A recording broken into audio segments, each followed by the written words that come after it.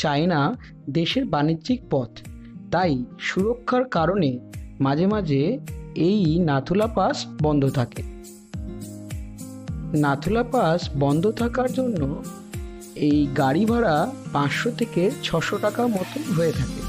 সেখানে আপনাকে ঘুরতে নিয়ে যাবে বাবা মন্দির এবং ছাঙ্গু লেক। আর আপনারা যদি পুরো গাড়ি বুক করতে চান তাহলে 6000 থেকে 7000 টাকার মধ্যে গাড়ি পেয়ে যাবেন, যদিও সিজন অনুসারে কখনো কখনো এই দামের কিছু চেঞ্জেস হয়ে থাকে। গ্যাংটক থেকে নাথুলা পাসের দূরত্ব প্রায় 54 কিলোমিটার মতো, যেতে সময় লেগে থাকে প্রায় 3 ঘন্টা।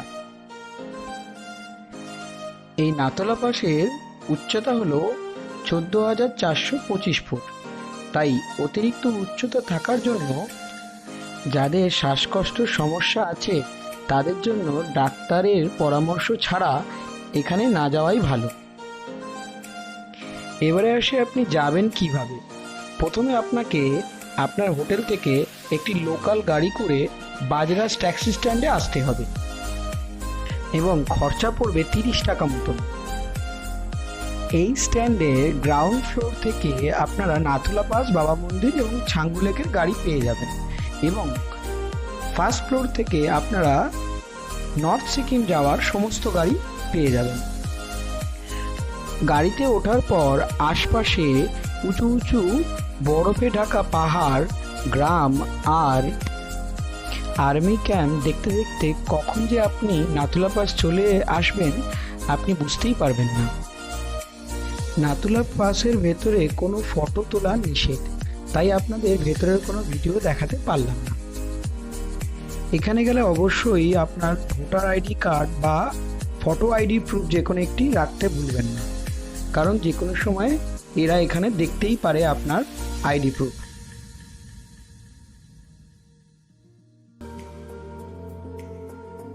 বেশ কিছুক্ষণ নাথুলা পাসে সময় কাটানোর পর এর পরের আমাদের গন্তব্য হলো বাবা মন্দির।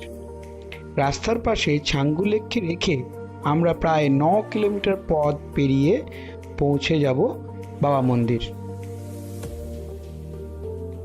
এই বাবা মন্দির কোনো ভগবানের মন্দির নয়, এটি হলো আমাদের দেশের আর্মি অফিসার হরভজন সিং এর মন্দির। ইন্ডিয়ান আর্মির সমস্ত অফিসাররা হরভজন সিংকে ভগবান হিসেবে মানে। এই ভগবান হিসেবে মানার পিছনে একটি ঐতিহাসিক কারণও আছে, সেটি জানার জন্য অবশ্যই একবার এই বাবা মন্দিরে যাওয়া আপনাদের দরকার। এই মন্দিরে বাবা হরভজন সিং এর ব্যবহার করা সমস্ত জিনিস খুব সুন্দরভাবে সযত্নে রাখা আছে। এবার বলি হরভজন সিংকে কেন ভগবান হিসেবে মানে। উনি একজন মেজর ছিলেন এবং মেজর হওয়ার কারণে উনি ওনার সহকর্মীদের জন্য নিচ থেকে সমস্ত খাবার এবং আনুষঙ্গিক জিনিস নিয়ে আসতে গিয়েছিলেন। সেই সময় আসার সময় হঠাৎ করে তুষার বৃষ্টি এবং অতিরিক্ত ওয়েদার খারাপ হওয়ার কারণে তুষার ধসেতে তুষারের মাঝে চাপা পড়ে ওনার মৃত্যু ঘটে। যদিও বেশ কিছুদিন ওনাকে খুঁজে পাওয়া যায়নি।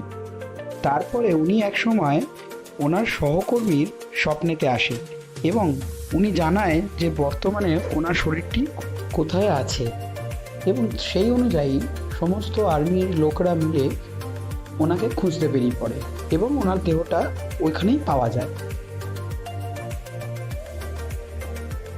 তারপর থেকে চীনা সৈন্যদের সমস্ত কার্যকলাপ এই স্বপ্নের মাধ্যমে জানাতে থাকে। উনি একমাত্র ইন্ডিয়ান আর্মি অফিসার যিনি মৃত্যুর পরেও এখনো পর্যন্ত ওনার ডিউটিতে অনবদ্য। এখনো পর্যন্ত ওনাকে ওনার ঘরেতে ওনার যে আসবাবপত্র রয়েছে সেগুলোকে গুছিয়ে রাখা হয়, ওনারও পদোন্নতি হয় এবং নির্দিষ্ট একটা সময়ে উনি ছুটিও পান। সেই ছুটির পরেও উনি আবার গিয়ে ডিউটিতে জয়েন করে থাকেন। যদিও এগুলি অলৌকিক মনে হলেও বাস্তবে এটাই সত্যি।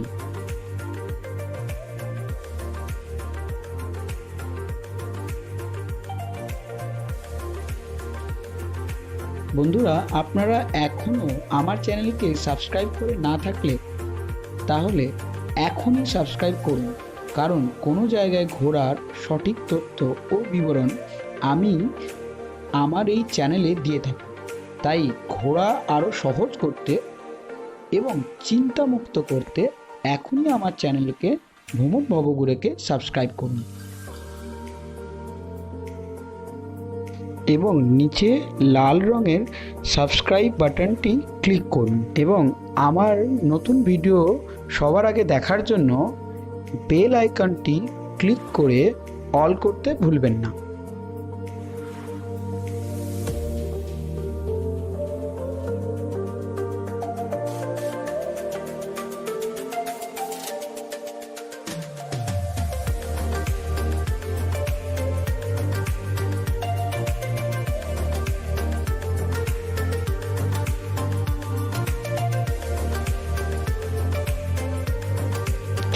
নাথুলা পাস, ছাঙ্গু লেক, বাবা মন্দির এই তিনটি জায়গায় ঘোরার একদম সঠিক সময় হলো ফেব্রুয়ারি থেকে মে মাস পর্যন্ত। আর স্নোফলের জন্য যদি আসতে চান তাহলে জানুয়ারি এবং ফেব্রুয়ারি মাসের মধ্যেই আসতে হবে, তাহলে স্নোফল পেতে পারেন।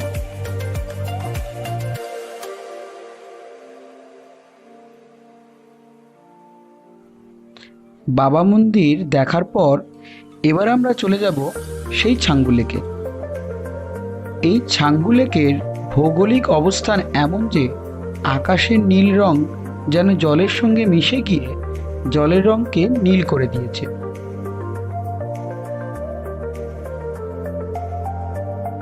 যদিও আমরা শীতকালে এখানে গিয়েছিলাম, তাই শীতকালেতে এই জলটি পুরোপুরি বরফ হয়ে যায় এবং তখন এই জলের ওপরে হাঁটতেও অসুবিধা হয় না। এছাড়াও আপনারা চাইলে চমড়ি গায়ের পিঠে উঠে লেকের চারপাশে অভূতপূর্ব সৌন্দর্য উপভোগ করতেই পারেন। ছাঙ্গু লেকেতে নতুন করে রোপওয়ে চালু হয়েছে, এখানে গেলে অবশ্যই এই রোপওয়েতে উঠতে ভুলবেন না, না হলে আপনি কিন্তু অনেক কিছু মিস করে যাবেন। এই রোপওয়েতে চড়ার খরচা হলো মাথাপিছু 325 টাকা মতন। এটি সকাল 9টা থেকে বিকাল 6টা পর্যন্ত খোলা থাকে। সমুদ্রপৃষ্ঠ থেকে ছাঙ্গু লেকের উচ্চতা হলো 12,313 ফুট। আর আপনারা যদি রোপওয়ে করে ওপরে ওঠেন তাহলে সেখানকার উচ্চতা হবে 14,500 ফুট। এই রোপওয়ে থেকে বা রোপের ওপর থেকে ছাঙ্গু লেকে দেখার যে দৃশ্যটা সেটা একদম অপূর্ব। যারা এখনও গ্যাংটক আসেননি তাদের কাছে রিকোয়েস্ট, একবার গ্যাংটক আসুন এবং এখানকার অপরূপ পরিবেশ উপলব্ধ করুন। ওকে বন্ধুরা, টাটা, আবার দেখা হবে নতুন ভিডিও নিয়ে।